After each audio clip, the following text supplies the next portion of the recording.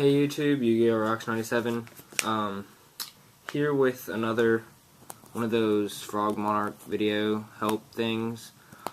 This one's just on plays that with Frog Monarchs that some of them you might know. In fact, some of them you should know, even if you don't play Frog Monarchs, because one of them is just a play in general. Two of them actually. But these are just some plays that some people have, and then I'll see people play this deck, they'll have the play, and then they won't do it because they just don't see it.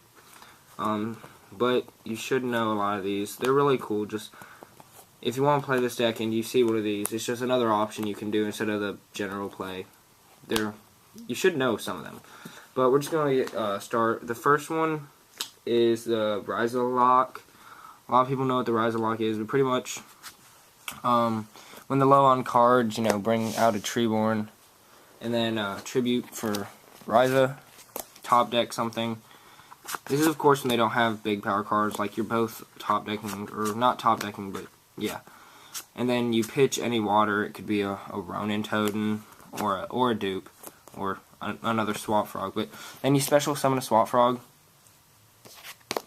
and then you attack with both of them, bounce Ryza back.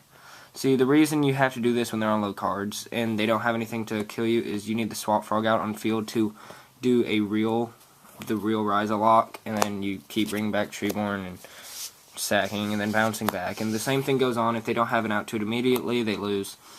But the real one, it's not really a lock. This is just the play, pretty much. Bring out Treeborn, sack for Ryza, top deck.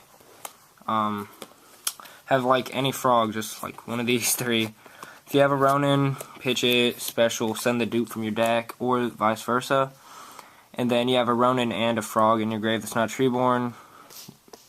You attack for 34, bounces back, remove the dupe, and special the Ronin and make a gotchi. That's the real version that I like to do, because the Rise-a-Locks too, you have to hope they don't have anything. And then this one's just like a play in general. It doesn't have to be Frog Monarchs, but I like to do it. Pretty much first turn, they don't know what you're playing, you set a Sangan. Next turn, if it wasn't killed, you tribute for Caius, remove something, Sangan's effect, search a Veiler. This doesn't seem that great, but the real good part about it is you have a 24 beater that's harder to get rid of than normal because of an effect Veiler, and they still don't know what you're playing. So, yeah, I love that play. And then this one's pretty just general again. Some more non-general ones coming up, but like just Treeborn, standby phase, Econ, take their Utopia, and then you can just, put a Ray on top, and then if you take like a Photon Strike Bouncer, a Tyrus, or an Adrius, you can put Gaia Dragon on top. So like even though you can't make either of them, you have to put them in your extra just for that. The next one is like Soul Exchange combined with enemy controller.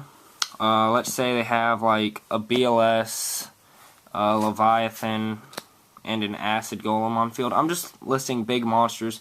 Any three monsters that a Monarch can't get over, that doesn't negate spells and traps, you can Soul Exchange one of their monsters, tribute it to take another one of their monsters, and tribute that monster for a Ryza or a Caius, and then get rid of their other monster. It clears their whole field.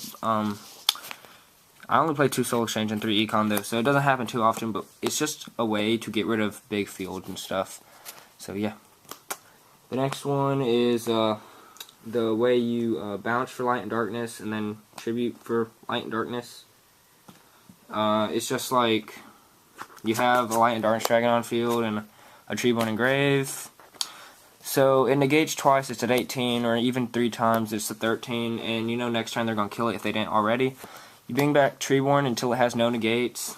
You special summon a Swap Frog by, discarding a dupe or a Ronin or another Treeborn or a Swap Frog. Specialing this, bounce this back, and then, you also send to grave. And then you can either, special summon a Ronin Totem, and then, hold on, let me get Ronin.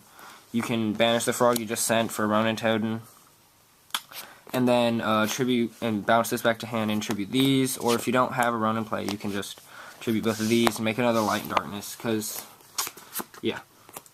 it's just really good overall. And then another one is the Exa-beetle Light and Darkness play.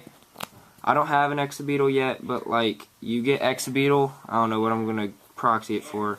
We'll just make this an Exa-beetle, and then like you equip Light and Darkness, and then Exa-beetle uses this effect on, I don't know, Ronin Totem a few times, and then when Exa-beetle dies, you know, Light and Darkness Dragon is destroyed by like game mechanics, and you still get something back.